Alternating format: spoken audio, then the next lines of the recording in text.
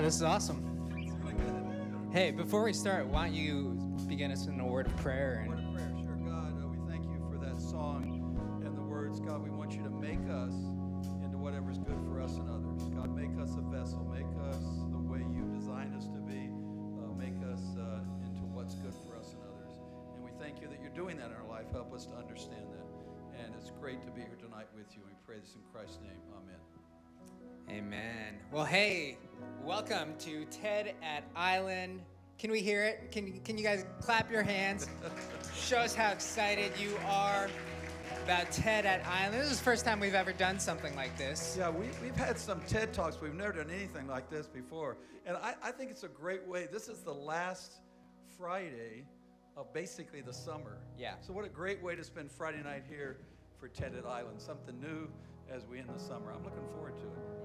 And, you know, part of the motivation for doing something like this is you hear from Pastor Rick and you hear from Pastor Brett, you hear from me on the stage all the time, but, you know, we don't have the coolest stories. We don't have the, you know, deepest passions or like greatest experiences that some people here have. Yeah. And so we thought it'd be cool to kind of do something very different to give the stage to someone else. Yeah, we did. So we're in for a treat tonight. This is going to be an awesome night. We've really vetted our speakers, and we've really talked with them and tried to get to know what they're passionate about. And man, they have amazing stories, and they have amazing dreams that they want to share with you. So really perk up, pay attention. Yeah. And hey, this is you mentioned the pastors, you know.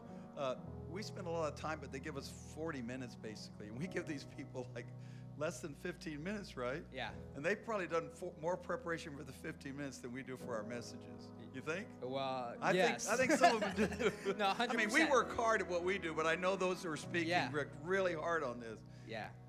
So we're excited, guys, and just really take in everything tonight.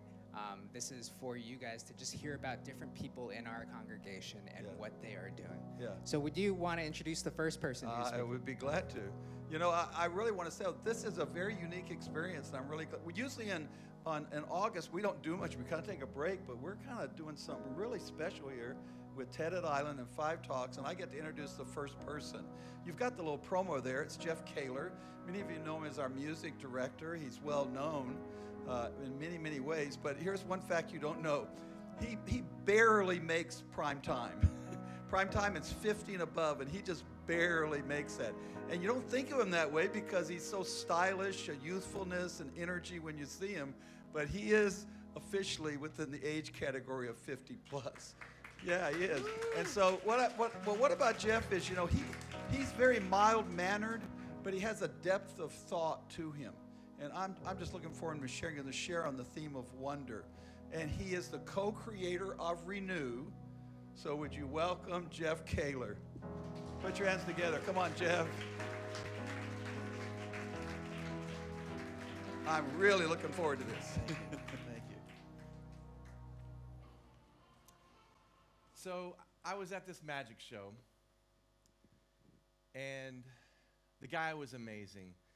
It was a few years back, and it was one of those kind of magic shows where you have to wonder a little bit, is this person dabbling a little bit in the black arts? It was so convincing. I'm like, is this person a witch? No, I don't think he was, but he's actually very, very good at what he did. And there came to this one point of the show, and I took out my camera, my phone, and he did this trick, and it was kind of the finale, and there was things levitating, and there was fire, and there was a live actual bird.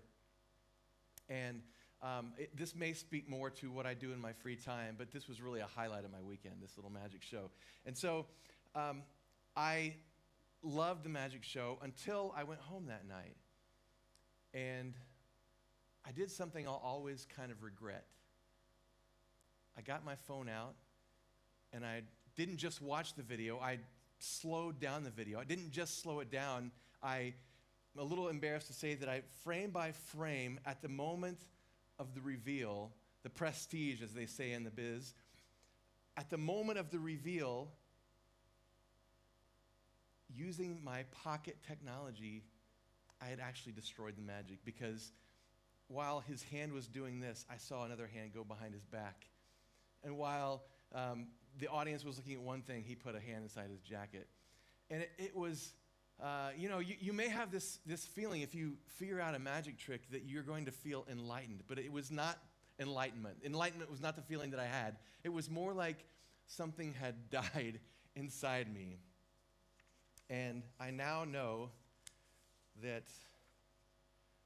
at that particular instance, I was adding a brick to the wonder wall. And it wasn't anybody else's fault but mine. It was me in this moment trying to use my phone to kind of seal this moment in posterity, but it actually is this very thing that robbed me of that joy that evening. What is the wonder wall, you may be asking? The wonder wall is an imaginary wall that I construct between myself and wonder. And I've done this ever since I was a kid. When I was a little kid, it was more like a speed bump. But you probably know that little kids, it doesn't take much for them to experience wonder. They can see a butterfly flying. They can just feel a breeze on their face or hear a violin. And there's nothing there to really keep them from experiencing wonder. But as we get older, it takes a lot for us to experience wonder. And it's not so much that we don't see the butterflies. I can remember being a little kid and feeling totally tingly at Christmas when I would hear sleigh bells ringing. But I still hear the sleigh bells now, but it just doesn't do anything for me. And I think that's because wonder is less about what we experience, and it's more about how we experience things. It can be an awe-inducing moment when you're camping beneath a sky full of stars. Wonder can just be asking a particular question that you don't have the answer for. It can be a playful emotion that makes us pause. I see wonder as kind of the still point of the turning world. T.S. Eliot coined this phrase in his poem, Burnt Norton. And I thought rather than me reading this little excerpt, I thought we could all marvel at the fact we can actually listen to T.S. Eliot himself read this excerpt from a poem called Burnt Norton. At the still point of the turning world, neither flesh nor fleshless, neither from nor taunts. At the still point, there the dance is. At the still point, there the dance is. I love that. I have to admit, I have a little battle going on inside me. I love technology. I love the age that we live in. But, and I love the fact that I was able to find this recording of T.S. Eliot without traveling anywhere. I didn't have to go to the library. I have to buy a record. I just Googled recording of T.S. Eliot, and there it was. But if I'm not careful, I can use the technology that I'm so fond of to kind of let the bricks pile up on my wonder wall. Let me explain. I have an example. When I was much younger, I remember when you would listen to the radio and you might not know what song was playing, and you don't have Siri, you don't have Shazam, you don't necessarily have a way to find out exactly what song it is. And if you're lucky, you wait until the end of the song and the DJ comes on and says who it is and what the song is called. But if you're not lucky, then you may just not know. And that moment of wonder actually made me pretty resourceful. I can remember, and maybe I'm not the only one here, shout out Primetime, that actually picked up a landline phone and called up a radio station, talked to the DJ, and said, do you know this song? And you kind of sing like one or two lines that you can remember and see if they can actually identify the song. On the off chance that you actually listen to music on the radio today, you can just look at the radio dial and it probably says the name of the song and the artist through another piece of technology called the radio data system. Now, I'm not a Luddite, and I don't believe we would all be better off if we just kind of ignored all the information out there on Google, but there is a lot of information. And the problem with all the information we have is it's very difficult to weed out and to kind of draw a line between what's really valuable content and what is distraction. And as somebody who loves to study everything, it pains me to say this, but information is not knowledge. And I'll say that again. Information is not knowledge. A study in 2020 at the University of California at Santa Cruz, there were some people who were encouraged to use their phones to answer a few challenging questions. Those people were then encouraged to answer a few simple questions. Now, the interesting thing is, if they had just been encouraged to use their phone for the challenging questions, they were much more likely to use their phone to answer the simple questions that they probably didn't even need their phones to answer than people who were not encouraged to use their phones. In other words, if we rely on our phones for everything, our brain kind of takes a break. And they call this cognitive offloading. There was another study at the University of Texas where researchers found just by keeping your phone within view or within easy reach, it made it much more difficult to focus and perform simple tasks. Just because your brain is kind of saying, pick up the phone, check your phone. And people had to actively tell their brain to not pick up the phone. And they found that when they moved the phone into another room, they actually could perform those same tasks much better. So I think it's interesting. Last year, the Harvard Business Review shared an article focused on one aspect of mental health care that doesn't get a lot of attention in the business world. And they called this the cultivation of experiences of awe. Cultivation of experiences of awe. And as it turns out, wonder or awe do some pretty amazing things for us physically. It actually lowers your stress when you experience awe. It also, people who experience awe report higher levels of life satisfaction and well-being. It increases our mental models and our ability to think about things creatively or innovatively or even scientifically. And among other things, they say that experiencing something that's wonderful or having an experience of wonder actually unselfs us. This is a way of saying we become a little less egocentric. In one study, subjects were asked to draw themselves immediately following an experience of awe. And there was another control group that did not have the experience of awe. And the people who drew themselves after this wonder experience actually drew themselves smaller than the people who didn't have the same experience. And so it kind of spoke to this idea of being much more aware that it kind of puts us in a proper perspective to have these experiences of awe. It promotes pro-social behavior and makes us a little more generous and compassionate towards other people. So you may be wondering, how can I tear down my wonder wall, Jeff, and how can I have more of these experiences of awe in my own life? I'm happy to say it's not impossible as adults, whether you're in shift or prime time. The first thing I want to suggest is just an appreciation of artistry. I feel like art is one of the final frontiers of real wonder that we have access to. It's possible to go to the Hong Kong Museum of Art. I think there's also ways to experience art just on your phone on the MTR. You can watch an Oscar-winning film or listen to a Grammy-nominated album or just read a Pulitzer Prize-winning book. There are many ways to experience wonder through art.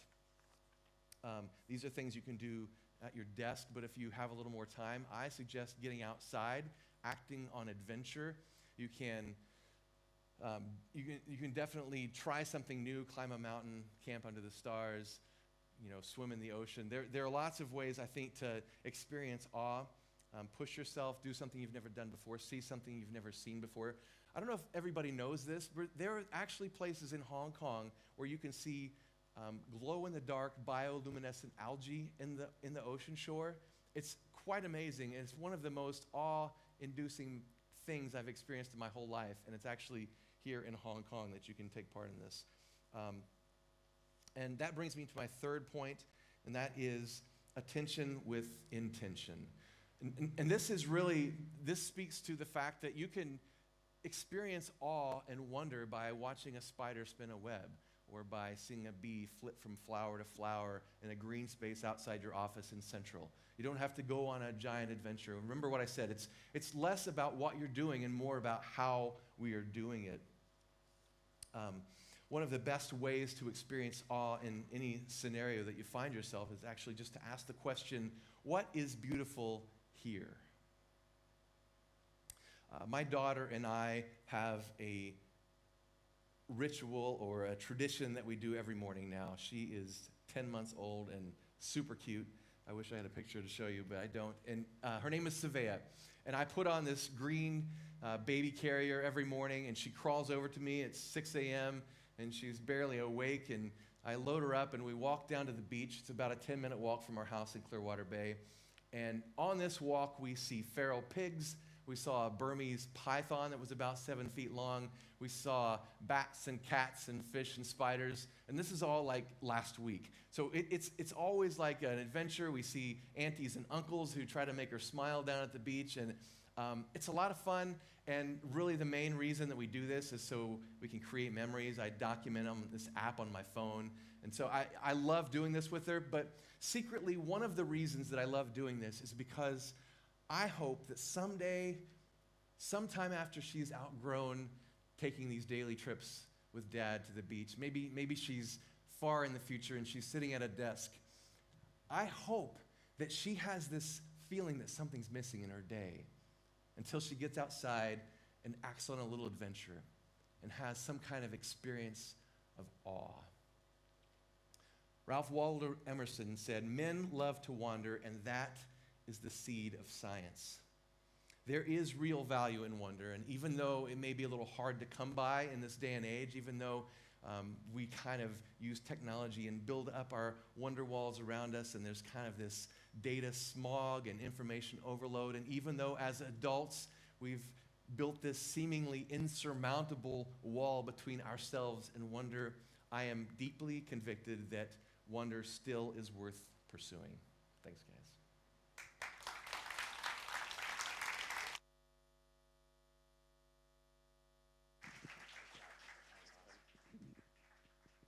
Wow, what a great talk.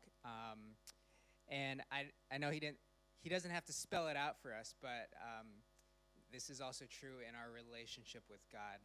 We have lost the wonder of God. We have explained away a lot of things about God. And there's something about wonder that drives us to worship, right? So a little book I'd recommend for you, it's related to this. It's called Recovering the Wonder by Mike Cosper. It's a great book to just help us as the people of God recover the wonder in our relationship with God. So thank you, Jeff. That was amazing. Definitely a lot of things I can take away from that talk. Now, I want to introduce our next speaker. I've had the privilege of leading care group with her for the past 2 years.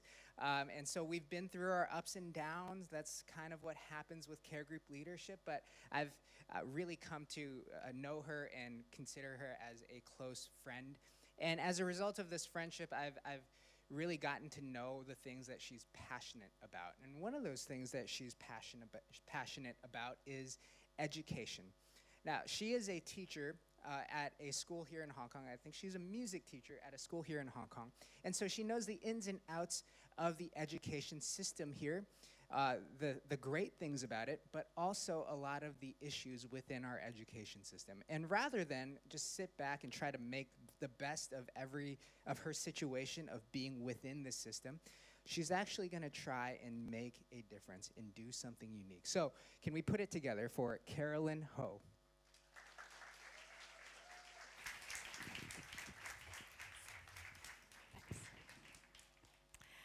Well, hello. I'm going to invite you to do a thought experiment with me.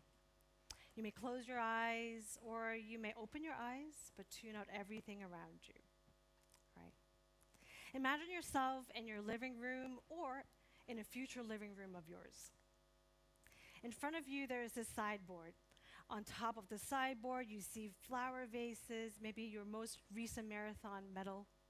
You also see photo frames on top of it. You let your eyes wander to this left side of the sideboard. You see a photo of you and your younger child.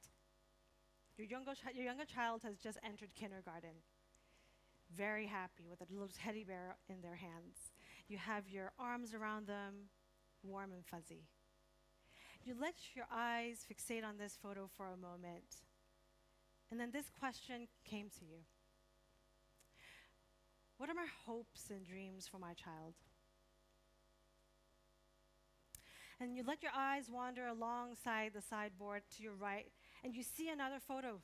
In that photo is that same child in their mid-20s, and you, older, of course. Not sure if you're in prime time yet, but you know. Your child has entered the workforce. And at that point, you look at that photo and you thought, what kind of adult has my child grown into? You may open your eyes now. I'm sure that many of you, when asked what were your hopes and dreams for your young child were, there were parts of you that said, I want them to grow up happy, living a life, doing whatever they love, perhaps becoming who God wants them to be. And then when asked what kind of adult your child has become, I'm sure that there is a part of that picture that looks like your child is able to support themselves while doing what they love, maybe pursuing their dreams. We surveyed 50 families who fall between the age of 25 and 50, with professions ranging from tennis coach to social entrepreneurs to lawyers, civil servant, folks working in IT, all sorts. And when asked what were their hopes and dreams were for their child, these were the words that surfaced. Well, while of course there were people who said, oh, I would love for my child to be able to be financially stable and be able to feed themselves, the majority of folks actually responded saying that they wanted their child to grow up happy, to live a life doing what they love, passionate about, and become who God wants them to be. Beautiful picture, isn't it? But how do we help our young children get there? When I sit down with folks with children, oftentimes they talk to me about schooling. We see parents breaking the banks to send their child to the most reputable playgroup. Then we see them talking to strangers, asking for tips. How can I get my child into the best kindergarten? Then year after year, we see parents running around town saying, hey, would you admit my child to all primary schools? Then they're in primary schools. Then the stress comes in because they have to do homework. They have to score high on tests. Parents are stressed because if they can't score high on their tests, they won't be able to enter a good secondary school, which in their minds means that they won't have a bright future because they won't be able to have a good university track. So is achieving high scores all we want? Our city glorifies high achievers in public exams. So over the years, we get this idea that in Hong Kong, education is all about achieving the highest score possible. So we see families and parents leveraging all their resources to get their kids into tutoring centers. We see that they are doing everything they can to get their kids into secondary school with great tracks with DSE, IGCSE, IB, and so on. We also see a bigger wealth gap because of that. So is achieving the highest score possible the way to live a happy, passionate, and God-loving life? The Apostle Paul says in Romans 12:6-8, that we have different gifts according to the grace given to each of us. If your gift is prophesying, then prophecy in accordance with your faith. If it is serving, then serve. If it is teaching, then teach. If it is to encourage, then give encouragement. If it is giving, then give generously. If it is to lead, do it diligently. If it is to show mercy, do it cheerfully. So scripture here says that our gifts are given to us according to the grace that was given by us. So our gifts are not given by merit, but by grace. And if we believe that our gifts were given to us by the Holy Spirit, then we in turn should nurture those gifts that were given to us. Education, by definition, is the learning system that we choose or chosen for us to nurture those gifts in order to further God's kingdom. It is a tool for us to use to understand our God-given gifts to serve God's people. So how do we nurture our young learners' gifts to become problem solvers to further God's kingdom? What kinds of learning and learning platforms promotes this? Our education platform in Hong Kong needs a recalibration. And the direction of this recalibration needs to focus on creativity. Because creativity is not just about creating beautiful art, writing great stories, designing graphics. Creativity is the ability to innovate and become problem solvers. Creativity is not just about making, it's also about the process and the thinking behind it. The Organization for Economic Cooperation and Development says that creativity is a competence, and grounding in knowledge and practice, it will support individuals to achieve better outcomes. Oops. There we go. And organizations and societies around the world increasingly depend on innovation and knowledge to address their problems. So creativity is a core competence for us to have in order to move forward. Because what we see in the world today are issues surrounding poverty, humanitarian crisis, and climate issues. We are more in need for creatives now than ever. So we need to have platforms where our young learners, our children, can nurture their God-given gifts to become problem solvers of our world. As we shift from being just the financial center of Asia, Hong Kong is under recalibration. And in my opinion, this recalibration needs to weigh in heavy on our creatives. Our creatives will be our problem solvers, our core innovators. And so with that in mind, I'm building one of these platforms that would help be a part of this solution. Curated School for Creatives is a school that not only offers high school diplomas to our learners, it will provide pathways beyond secondary for our learners to thrive in the creative fields. The mission of Curated is to equip our learners to have that creative competency, to learn how to become problem solvers, to learn how to be thinkers in order to solve our world's issues creatively and in innovative ways. But how does it work, you ask? I'm glad you asked. Curated has 3 core elements. First, of course, because it's a high school diploma, you will have students going through core curriculums such as languages, mathematics, and sciences. But one thing that our education lacks, really, is the ability to bring in local experts to work with our young learners so that we have a network of stronger impact in our society. So electives will be one of the core elements of the school, where we'll have experts from different fields in the region working with our students to broaden their perspectives. So electives could look like designing for small spaces, Hong Kong, and it would be looking at heritage in Hong Kong, for example. So these electives will help students network with locals, but also give them an opportunity to branch out. And the third core element of the school will be the mentorship program, where experts like many of you here in the hall right now will be walking with our graduates to further their path beyond secondary school. You will be part of the part of that journey that co-creates their path with them and creates their portfolio with them. Curated is a shift.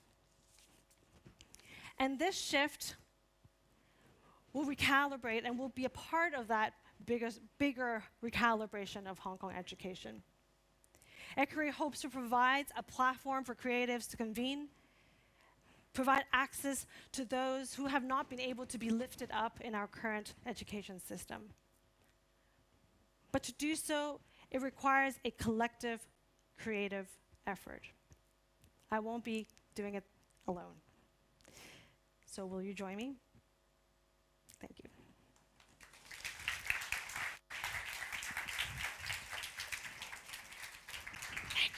Wow, that's amazing. You know, like when Carolyn was first telling me, hey, I'm thinking about starting a school, I was like, what? You're like 30, how can you do that? And you know, she's just doing it. And that's part of the cool stories that are happening in our church. Definitely ways for all of us to get involved because we're all experts in different ways. All right, so hey, our third speaker, I was given a gift a few months ago, this awesome watch. And I didn't know that this watch was made in Hong Kong, at a company, like completely made in Hong Kong. And little did I know that the company that made that watch, the founder of that company, it goes to our church. And so I was like, I couldn't believe that there was such a great entrepreneur in our church. So I got to sit down with him, and he is honestly like one of the smartest people I've ever had the privilege of just like sitting down and talking with. I mean, he started his first company at the age of 14, and now he is the founder of do-it-yourself DIY watch company, Aeonic, which is what this watch is for, and a whole host of other companies that he runs. But he is passionate about design thinking. And I didn't know what that was, but you're gonna wanna listen to him. So can we give it up for Quinn Lie?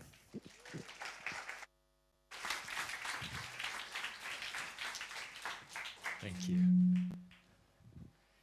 Man, it's going to be difficult to catch up to that introduction.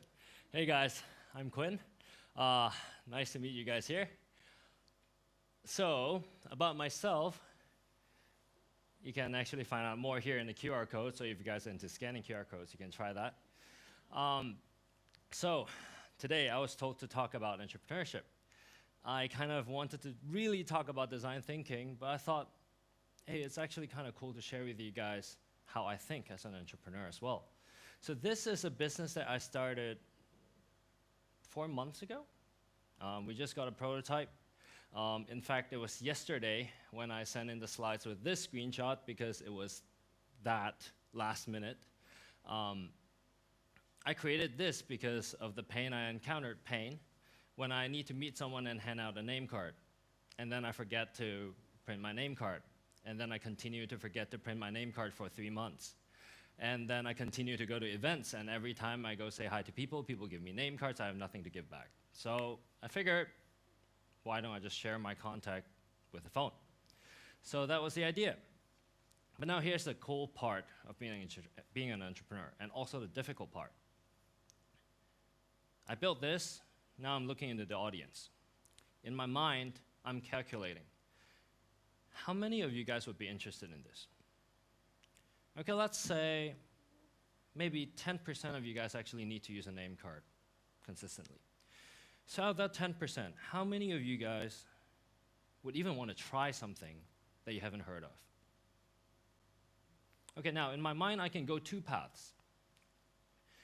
A regular entrepreneur a newer one, or a greener entrepreneur would try to think of, okay, logically speaking, this guy is from this demographic. I know this about this guy. He's using an iPhone, a newer one, so probably he can pay, and all those logical thinking in the head. But a more experienced entrepreneur would go to feelings instead of the studies or the surveys. Would be like, okay, if I show you this product, would you feel confident? Or would you feel like annoying? Or would you feel confused?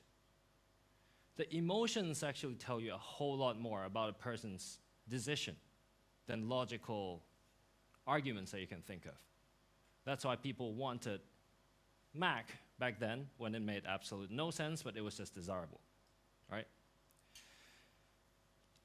So let's go a little bit more into design thinking. Around 10 years ago, I joined an elite squad, if you will. So in Stanford there, every year, we have a program which only accepts around 20 to 30 students. It's a 9-month program. And in that program, we solve big problems by big clients, like Audi, SAP, Apple, 3M, and the likes. I remember graduating from that class, asking my classmate, it's like, I don't know why I asked this question, but I asked, it's like, what do you learn? Maybe I had that question in my mind, because his answer was kind of like, I don't know if you remember school time. I remember, so I don't know if you guys. But when you go home and your mom asks you what you learned in school today, right? That's kind of the answer that I got from my friends. It's like, I don't know. So what did I learn in that 9 months? But then we all kind of ended that conversation with a smile, knowing, even today, knowing that we can solve big problems, any kind of big problems that we're thrown at. That's the closest thing to a superpower that I've learned in this life. And that superpower is need finding. Need finding is a concept within design thinking itself. So if you look into design thinking, you can search a lot of stuff. Lean startup, agile development, even the 4Ds. However you want to find these things, you can find them on Google, on TED Talk, YouTube, everywhere. And there are a lot more qualified speakers than I am here telling you guys about design thinking. So you guys can go and look it up. But one quote always shows up. And back then, even when I first encountered this topic, I kept seeing this quote. If I had asked people what they wanted, they would have said faster horses. This is by Henry Ford. Okay, so every time I see this quote, I would feel enlightened, inspired, but immediately followed by that would be discouragement. So every time I went to talks and I heard someone speaking about this, it would be people who invented iPod, if you know what iPod is. It would be people who invested in companies that shaped our lives today. So these people literally design our world today. And if they design our world today, and then he was telling me about design thinking, I thought, of course you could do that. What about me? How could I have done that? I was looking at that, it's like, okay, I feel inspired, but at the same time discouraged. That's why, because I felt like it's for the smart people. And then it's a bit of a distance for me. But hey, a few months from those talks, because I went to a bunch of those when school started, I actually found the key to this in a fellowship. Quite fun. Now bear with me, let's try this exercise. Now think of a surprise party, or any kind of surprise that you have, a pleasant surprise please, that you have given to someone you care. Maybe someone in your care group, maybe your friend, maybe your significant other. Think of that pleasant surprise. Now, fill in the blanks. If I had asked him what he wanted, he would have said, da, da, da, da, da, and then you can put your name there. There you go. Everyone has a bit of an innovator inside of us. Now, if my talk ended here today, it would be like a scam. Telling you guys that, oh, hey, you threw a surprise for someone, you're a design thinker, you just innovated the world. No, that's not the case. But when we look into this, we can find a key to do something a bit bigger. Now let's dive a little bit into this.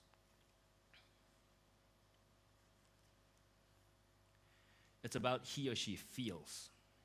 It's not about what he or she logically wants. I mentioned this slightly earlier. We can look at a couple more examples. Your phone. Why did you buy your phone? Some of you would give me justifications immediately.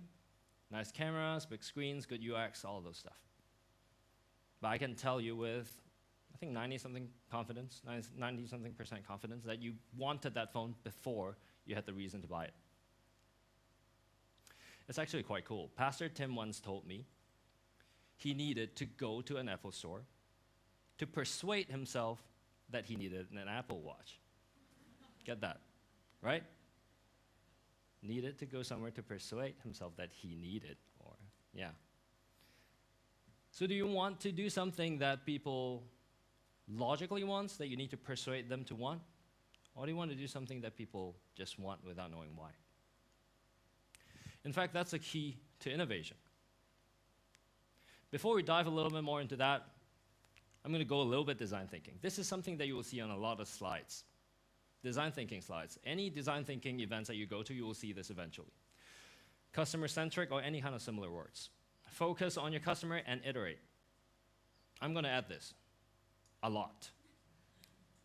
Think of the surprise that you gave, the pleasant surprise that you managed to pull off. It's highly likely that that's after a bunch of maybe failed dates, or maybe not so fun surprises. I mean, I just got married recently, and my gift that I prepared very hard for my fiance back then, wife now, it was a failed surprise, and it was after so many years of dating. We're in good terms now, don't worry about that. Now, but hey, here's the thing, focus on your customer.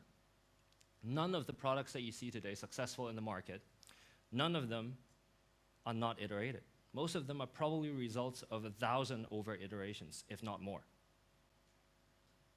even if you reverse engineer your competitor's product and then you build something, you will still need to iterate. Now, if you think about creating a new product, that's a whole lot more. Now, when we talk about a lot of iterations, and then it's about feelings, I talked about need finding being a superpower, right?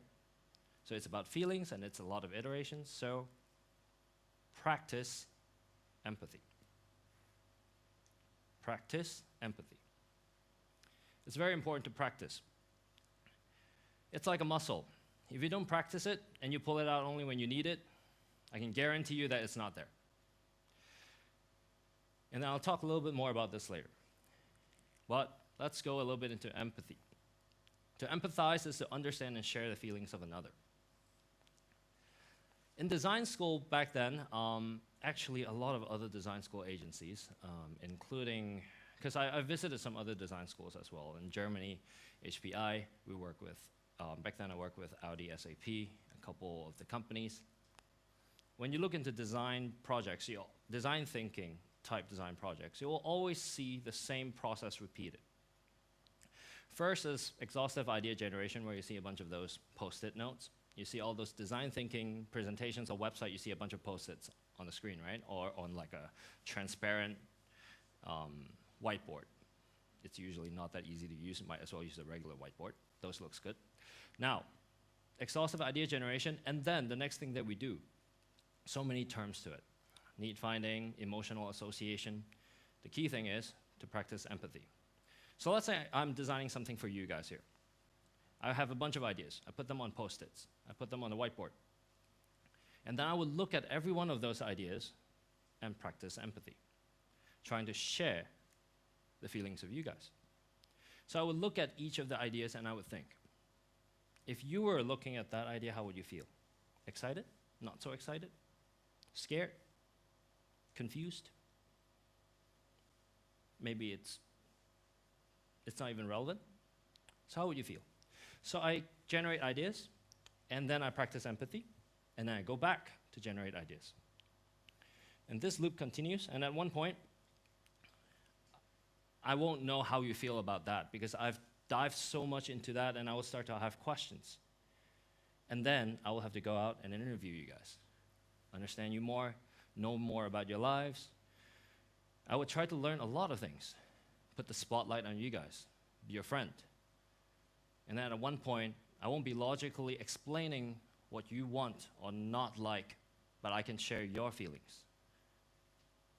So in Stanford, I had the blessing to basically do that. For that 9-month program, I woke up every single day to imagine the feelings of someone that I had to serve at that point. That was my homework. I didn't know him. And that was everyday practice to build that. And then I did all those, and then after 9 months program, I figured that I had a bit of muscle built, a little bit, and I could try it more. And I did that more in my following years of product management, consulting, and all those. A lot of people look into this technique as a product design technique. I understand my customer, and therefore, I can build something for him. I understand my customer, and therefore, when I do a marketing ad, I can make him feel positive about this thing. Again, feeling positive, not persuading him to like the ad, feeling positive. But then what I figured, the best way of practice is actually all the time, everywhere. The person around you may be someone you just met, maybe someone you have met for a long time, you guys may be friends. Think about it. How is he feeling right now?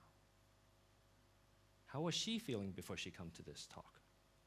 How will she be feeling afterwards? And if you're the product, how do you reinvent yourself to be a better friend? How do you become a better partner, better boss, better employee? And once you build all this muscle, then it becomes a superpower that you can have access to anytime you want. And then when you actually need to invent something, let's say if you want to be an entrepreneur, then that weapon is ready right there, and you can use it. So yeah, I hope this helps. Just remember that I do think empathy, or the ability to do so, is definitely one of the greatest gifts God has given us. Thank you.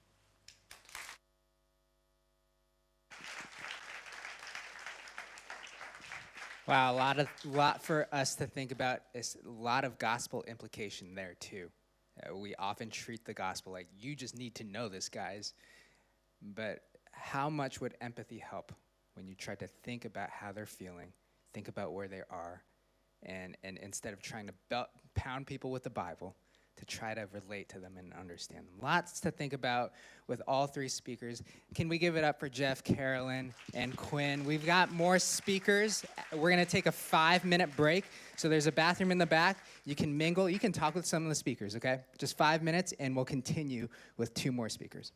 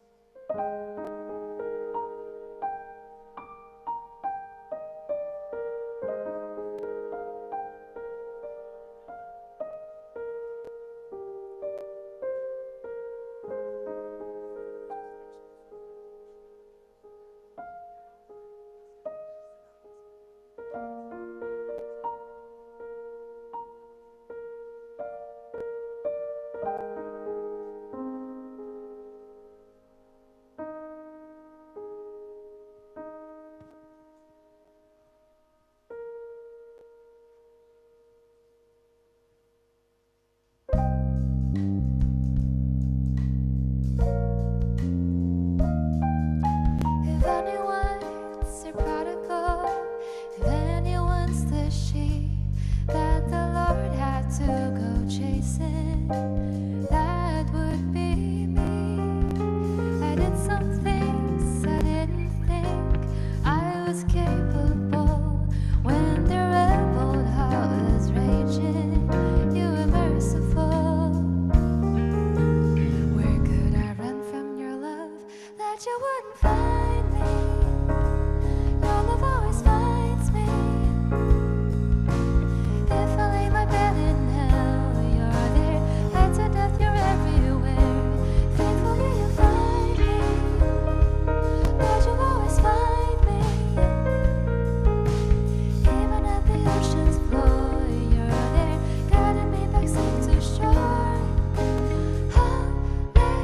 Hallelujah, I can't get away from you. You're too good to let go. Too good to let go. You never know what you've got until it's almost gone. I know peace because of conflict. Every valley made me strong. I thought I knew grace from your view, but it's just naive till I reached the depth of my own sin and depravity. Where could I run from your love that you wouldn't find me? Your love always finds me. If I lay my bed in hell, you're there. Head to death, you're everywhere. Faithfully you find me. Your love always finds me. Even at the ocean's floor, you come, guiding me back safe to shore. Hallelujah, I can't get away from you. You're too good to let go. Too good to let go. Thank you for the pain that led me back to you. Thank you for the lyrical lens I see you through. Where could I run from your love that you wouldn't find me? Your love always finds me. Even in the bed in hell, you're there. Head to death, you're everywhere. Faithfully you find me. Your love always finds me. Even at the ocean's floor, you come, guiding me back safe to shore. Hallelujah, I can't get away from you. You're too good to let go. Too good to let go.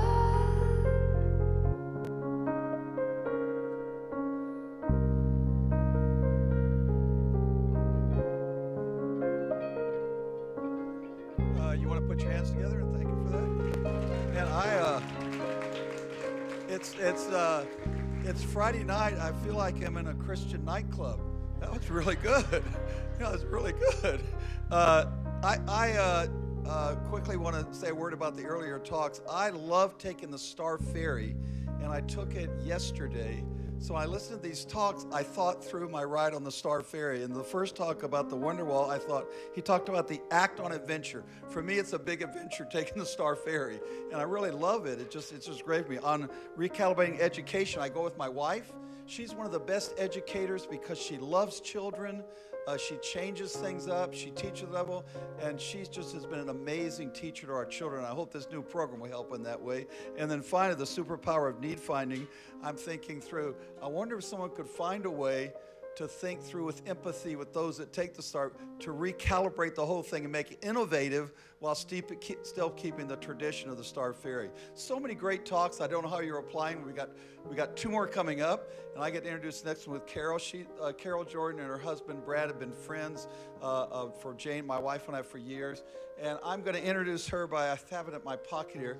I think Carol is a good description of a Proverbs 31 woman. Do you know this in Proverbs 31 has a list of what makes a good woman? So I'm going to say, Carol, before you come up here, or you can come up while I read it if you want, but in Proverbs 31, it describes a godly woman as being this. She is clothed with dignity. She can laugh at the days to come. She speaks with wisdom, and faithful instructions is on her tongue. Carol, I know you're going to give us some faithful instruction as a person of dignity and wisdom.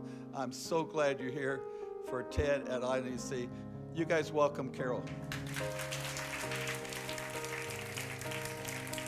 Well, hi. Now, if you looked in your brochure, you saw that in university, I had this assignment that should have been really easy. And maybe you've had assignments like this that you expect that should be easy, but then they're really hard. And mine was, what are you going to do with your social work degree? And I thought about the different aspects of social work, that it could be in the social welfare system, could be in a hospital, a school, a prison setting, and I panicked. It's like, I don't know where I fit in the social work field. So what do you do in a situation like that? I prayed. I said, help. I don't know what to write.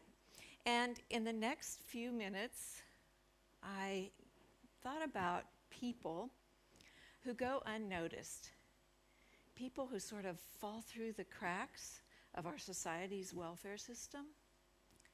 And I saw that what they need is like a tighter weave that they're not going to fall through, and where they have a chance for healing and growth.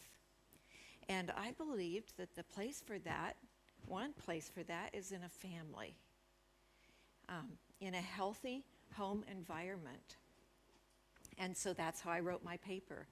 I talked about how family could be used as a place where these people can be known and can be cared about, cared for. Well, my professor was kind. He said, that's a great idea. But then he said, but how are you going to do that with social work? And honestly, I didn't know, because when I believe that God gave me that idea, and so my response was very personal. It was like, yes, me. I want to be that family. I want to have that home. And, you know, by the grace of God, he let that happen. So before Brad and I were married, I shared that idea with him of an open home, and he agreed it was a good idea. I didn't know how we would support it, but, you know, if it was from God, God would provide. And that was true. God did. And so in the first 6 years of our marriage, there were 20 different people that lived with us. And the shortest period of time was 4 months. The longest was 2.5 years. And at that time, we didn't have mobile phones. And we chose not to have a television. We chose to eat evening meals together. So there was a lot of interaction and conversation that took place in our home. And much of the time when people moved on, they would choose their next living situation somewhere in the neighborhood so that we could continue the relationship sort of like extended family. But before any of that happened, God did something that I really didn't expect or like. Now, have you ever been going along and you feel like you know, God has shown a direction, you're going that direction, and then all of a sudden there's a stop, and it's actually from God? Well, we were in like a care group meeting, prayer time, and one of the other members started expounding on John 12:24. And it talks about, unless a kernel of wheat falls to the ground and dies, it will just be one seed. But if it falls to the ground and is buried, then it will produce many seeds. And, you know, I was really convicted that God was talking to me about this idea I had of an open home. And that he was asking me, why would he do this? I mean, this was a dream that I thought was from him.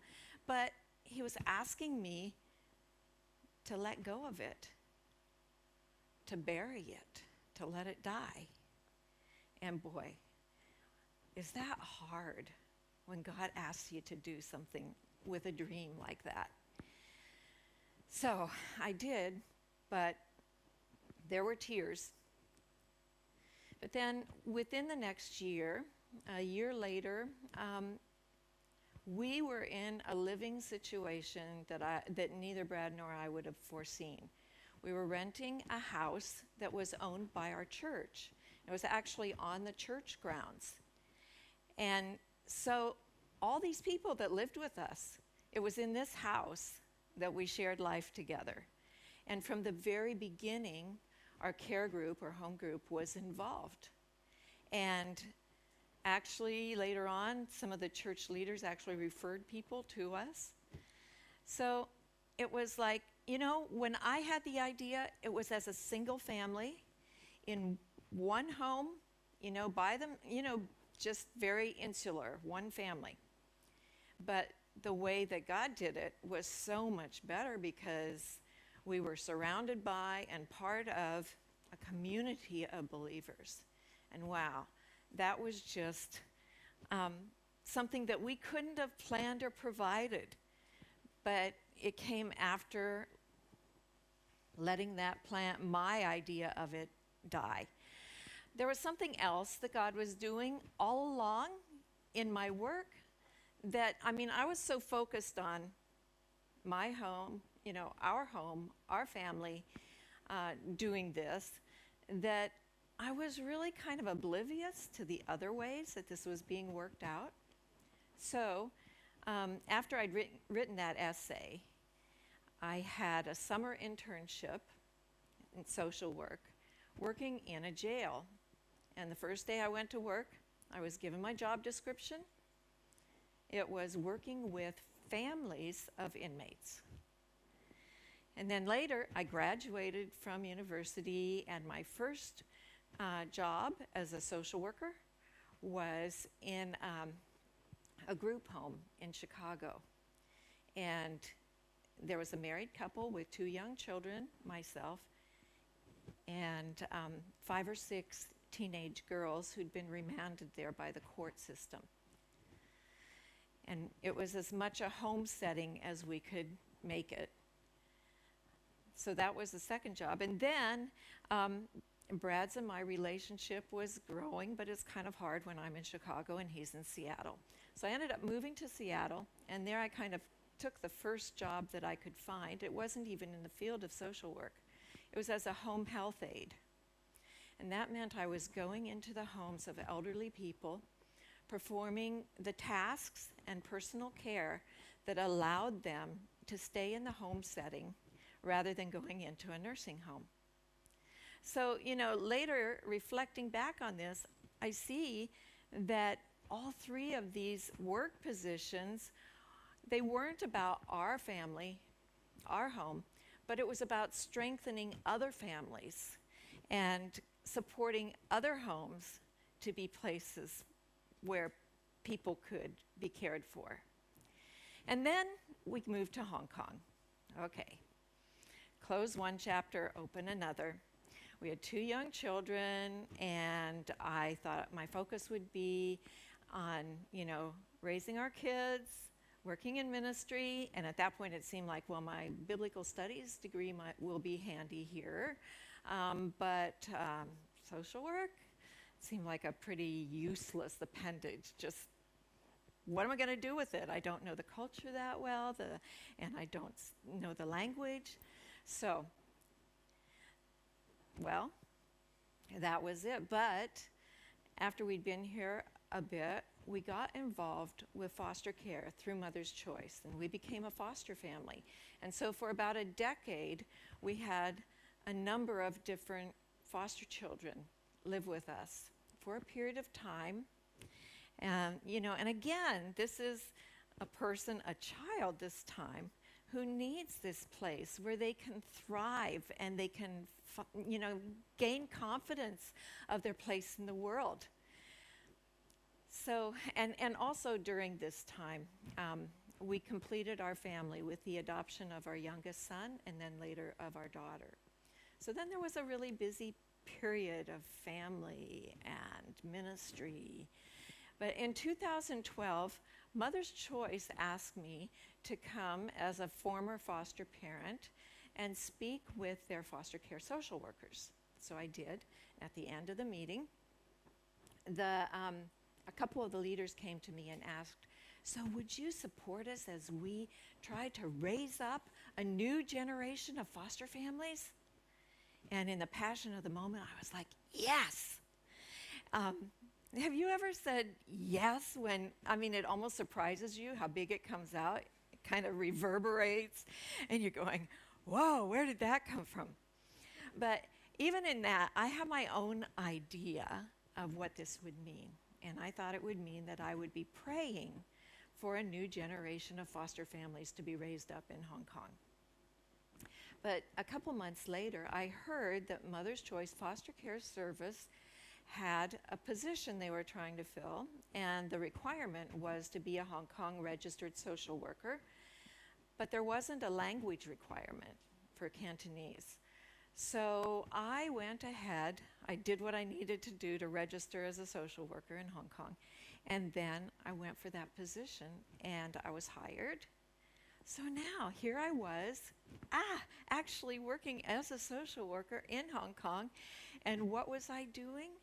I was working with families who were to provide this safe place for a period of time in a child's life when the situation around them may be confused, but they needed a place where it would not be in chaos and where they would be loved and nurtured and taken care of. And so I was involved in building the first non-government funded program, a private foster care program, Project Bridge, within Mother's Choice. And then I worked as a frontline caseworker in Project Bridge until retiring in 2019. But that's not the end of the story, because a year and a half later, they asked me to come back. And when I went to work to sign the contract, I saw that my position was specifically home assessment social worker. So that's what I do. I assess new families that are becoming foster families, and I do updates and on the details and the situations of families that are already serving. And whenever I can, I have the opportunity to encourage these families. So why would I come back to work after I'd retired? Well, I see that there's 3 reasons. The first is, this is still in line with that vision that was given, I believe, by God back when I was in university, of the family being used as a unit where healing can take place, where preparation and growth can take place for people that need it. Children in the case of foster families.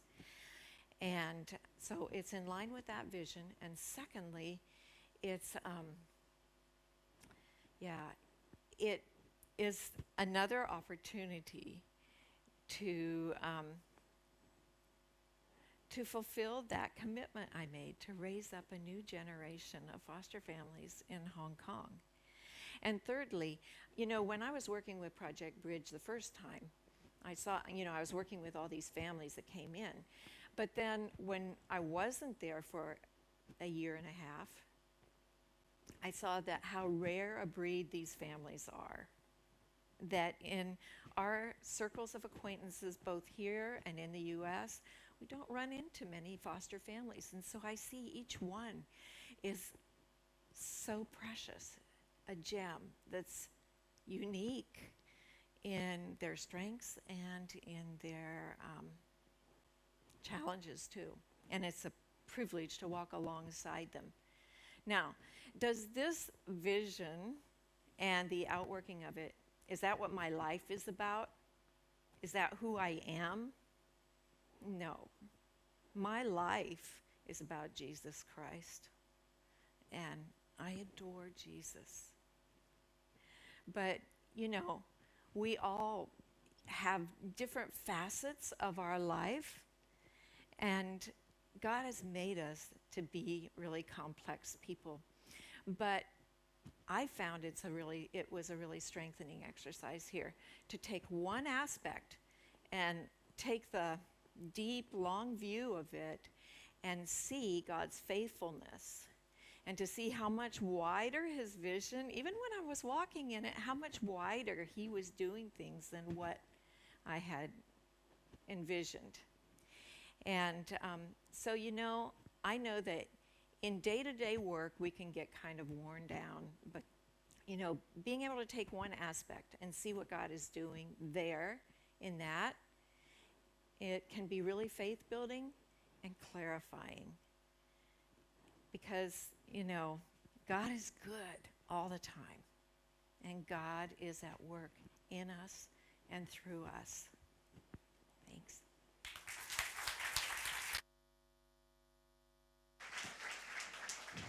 Wow, thank you so much, Carol, for sharing your life and weaving the whole story of what God has been doing through you. And I do believe that the story is being written, continuing to being written, by bringing you up here on this stage, because I do think that there are specific individuals who are in this room where foster care, being a foster family, might be stirring in your heart, and you are raising that new generation of foster families. So if, I really mean it, if you feel a stirring in your heart, please go talk to Carol before the end of the night. If you're not even sure, but you feel a stirring, go talk to Carol before the end of the night, okay?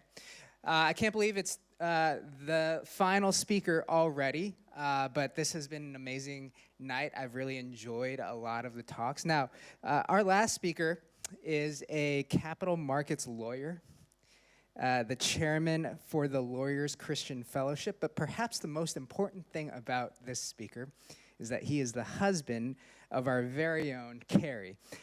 So he has a lot to live up to, but he is going to speak on laziness, and more specifically, the good parts of laziness. So I don't know if we're being brought in on some marital issue they're dealing with right now, but I'm really excited to hear what you have to say about laziness. So let's give it up for Anthony Lowe.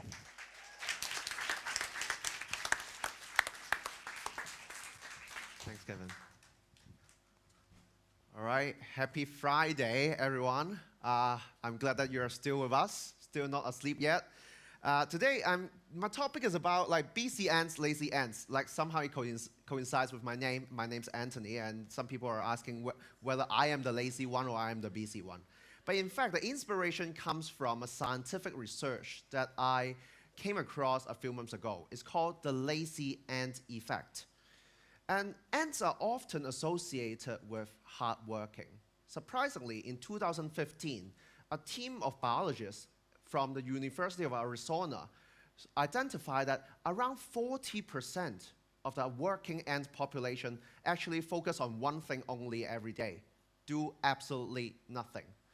And then another team from the University of Oxford tried something else. They took away the top 20, well, not the top, probably any 20% of the active ants from the working labor force, and to see what happens. And soon to realize that the lazy ants would actually step in and substitute their place to do the work, and within just a week's time. Seems that these lazy ants are reserved labor force. But the Japanese did a further research. A team from the Hokkaido University in Japan actually found out a surprising conclusion for us, that the lazy ants are not lazy. They were just busy observing. Okay? But what led them to this conclusion? So the scientists moved away the food source from the usual place to see what happens. And they realized that those diligent ants, the busy ants, just keep on looking at the same place, finding nothing. They fell into chaos. And it is the lazy ant that jumped in, led the group of ants to navigate new ways and to find the new place of food source. So what inspiration does this scientific research sets that brings an impact on our human society, in particular in our workplace context? I've been a lawyer for around 8 years now. I used to be in a very highly competitive, very busy environment. I hated it. I'm still a lawyer, okay? But then I just hated a very competitive and busy environment. But somehow, I realized that in the midst of it, I actually enjoyed it. I took busyness as my comfort zone. Whenever I tell someone that I'm busy, I enjoy a three-folded comfort. One, people see that I'm hardworking. Two, people see that I'm productive. And three, people see that my life is meaningful and fruitful. But what if I tell you our motivation for staying busy all the time is because of our laziness to think beyond our busyness? As a junior lawyer back then, a mistake that I made was to think that a good lawyer must mean being a hard-working yes man. I always offer two choices to anyone who come to me asking me whether I have capacity for additional work. Yes, sure, or no problem. This can-do attitude was something that highly appreciated by my seniors. And working extra hard makes me feel comfortable because by working more and more on the same or similar tasks that I have approached before, I've encountered before, means that I can leverage on what I've learned, or I can only repeat what I've learned. And looking back, this repetitive busyness perhaps was my attempt to sustain my laziness in thinking beyond what I'm comfortable doing. As I become more senior, and now I've moved into as an in-house lawyer in an investment bank, I realized that the value add that I should bring into my work is no longer merely being diligent. Evaluating a situation with my business guys thoroughly, spending hours on it, can result in fruitful dialogues. Researching into a hot topic in the market can open new doors of knowledge. Although it's at the cost of being seen as completing fewer number of tasks every day. But I know that my worth is not anchored to my busyness. For the past 2 years, I served at the Lawyers Christian Fellowship. One thing that I enjoyed in particular is to organize the mentorship program for LCF and also to be a mentor myself. When we think about mentors, I think a lot of you here might have an imagination of a person who is like very successful, high up ranking in the corporate ladder, sharing with you how successful, how glamorous his life is. But then we changed the game rules a little bit. We allowed people who are still considered slightly junior in our industry survive for 2 years of traineeship plus 4 years as a qualified solicitor to mentor other people. And actually, when we are able to mentor people who are just slightly younger than us, it helps to bridge the generation gap. Whatever they are suffering from, I might have just suffered them myself. Whatever I have overcome, I can encourage them to overcome as well. And this resonates with what our other speakers share today. And its mentorship is really helpful in recalibrating our next generation, as Carolyn mentioned, and also for us to practice empathy, as Quinn suggested. The top tip that I give to my mentees is that despite all your busyness, despite all the long working hours, always try to retain some capacity in thinking beyond your routine work. While you're still learning about what to do, observe how your colleagues are mastering them. And always keep asking yourself and also asking your seniors, your colleagues, why you are doing them. Think about what you learned out of it. I once worked blindly as a busy ant, and now I aspire to become a lazy ant myself, knowing how to navigate new ways while working, but never be lazy when I am thinking. Just in case my boss will be watching the recording, I'm still very hardworking at my job. My first encouragement for you tonight is to step outside your comfort zone of merely staying busy. Don't be lazy at thinking. So, how do you tell if someone is working in Hong Kong the easier task is to greet them. When you ask them, how's it going? Chances are we will give you benchmarks. Busy, quite busy, very busy. We glorify high achievers. BCNs are seen as productive animals. And many people simply relate productivity with meaningfulness. As such, BCNs seems to be a symbol of success. I've seen numerous Instagram stories of people getting off at 2 a.m. From work or watching sunrise in the office, and they all see that as achievement unlocked. My previous boss actually loved this one Bible verse that I put at the top of my computer monitor. Slaves, obey your earthly masters in everything. Well, the modern translation for slaves is actually servants, which seems a little bit better. But then my boss simply loved this version more. So business at work seems to be a must and an accepted culture, in particular if you want to climb up the corporate ladder. So for some, work can even be 24/7.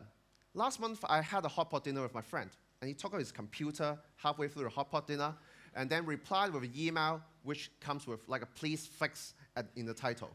And of course, lawyers would know it's not uncommon for us to receive phone calls or emails even after midnight. Such a life pattern sounds awful, but it seems justifiable if we think about the big pay, the bigger role along the career ladder. But how's the view from the top?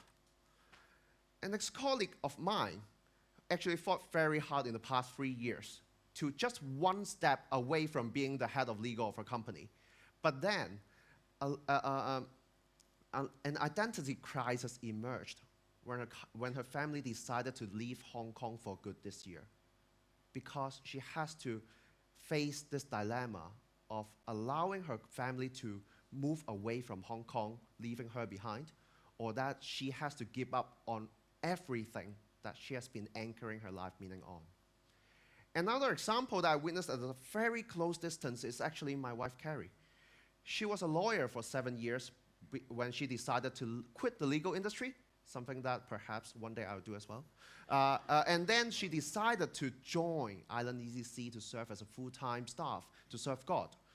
At first, I worried about whether she would be having a similar identity crisis, but fortunately, she did not. She actually enjoys her work a lot, including organizing empowering events like tonight, and more importantly, getting closer to God. It seems that Carrie has found her anchor outside of a career status, outside the title of a business card, and outside of a fixed salary. And these two examples led me to think about the question here. Is there more to life than this? There's nothing wrong about wanting to be successful at work, wanting to be productive. But how do we translate a successful life, a productive life, into a meaningful life?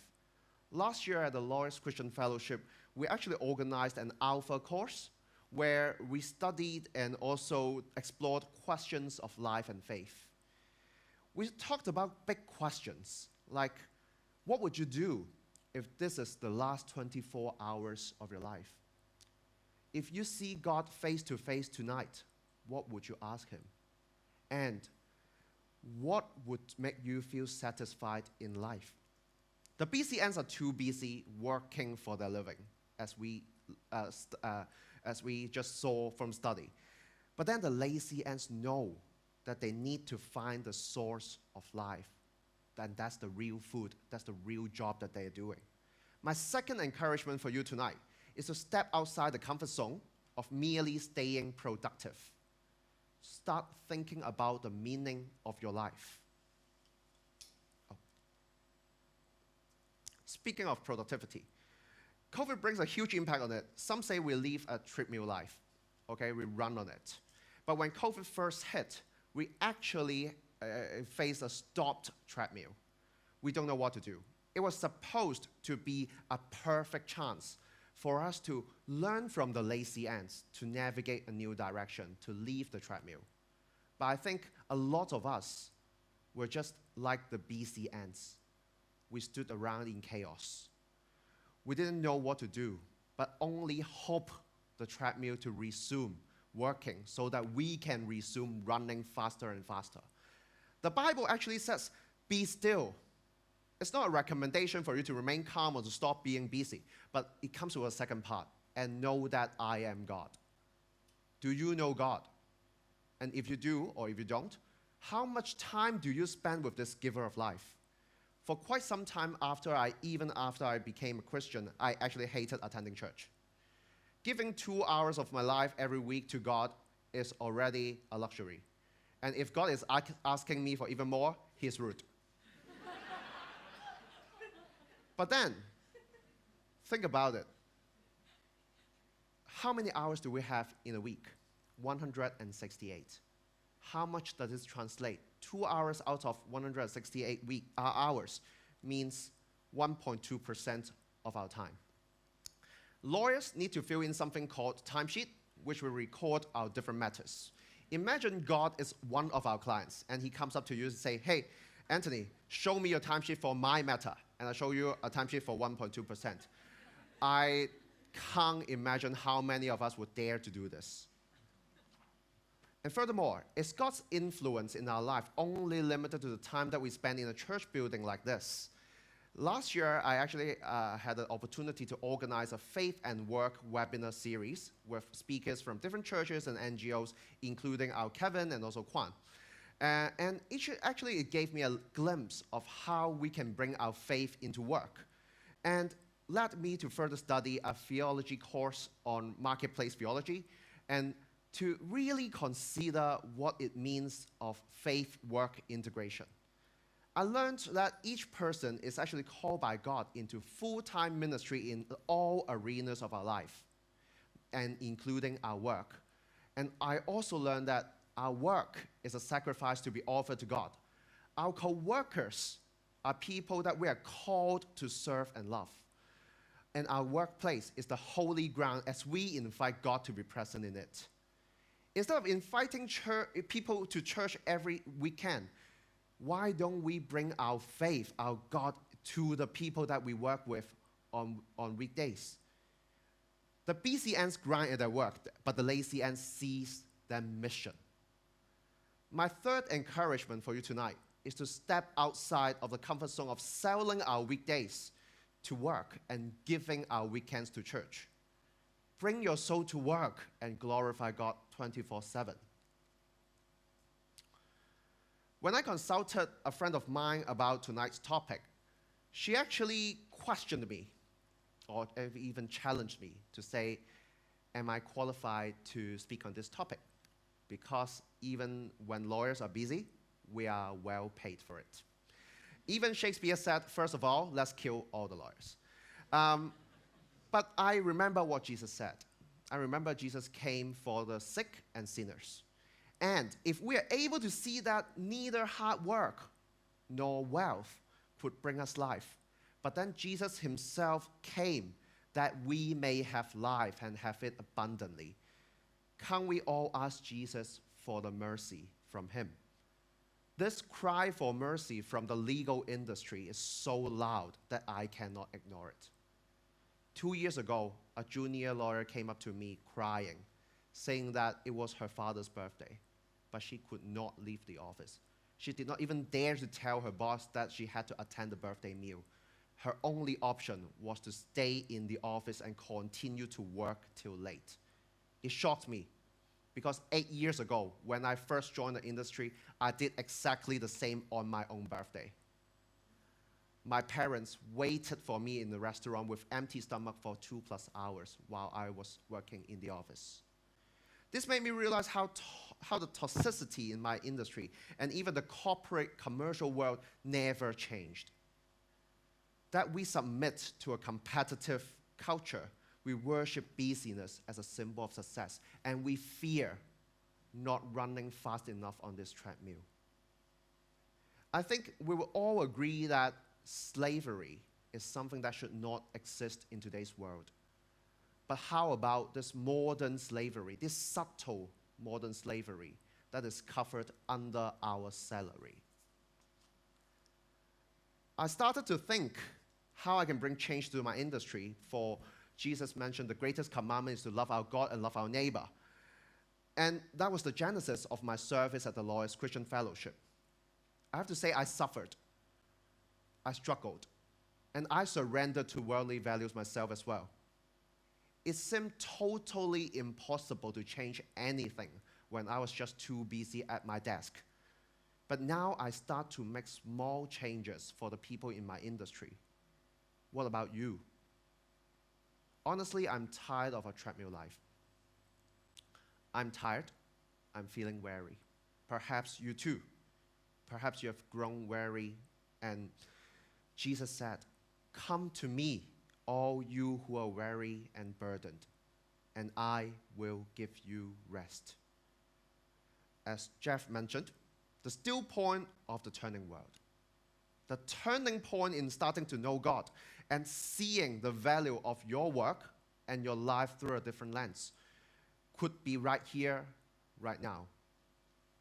As the slide says, be the lazy ant and be selective at your busyness. Be still and know that God is your God.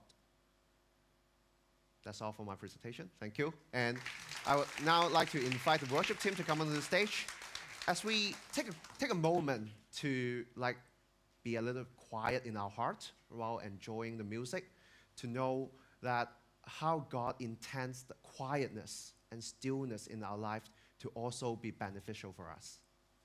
Thank you.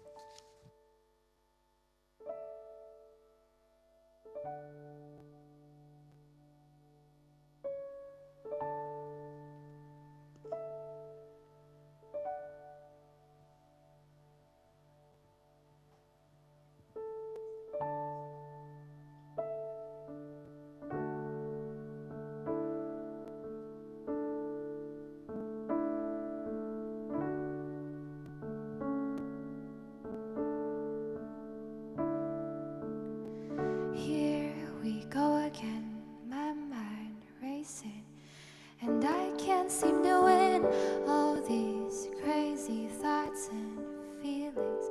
It's like it never ends until your voice breaks through my noise, and I know I am not alone, not alone.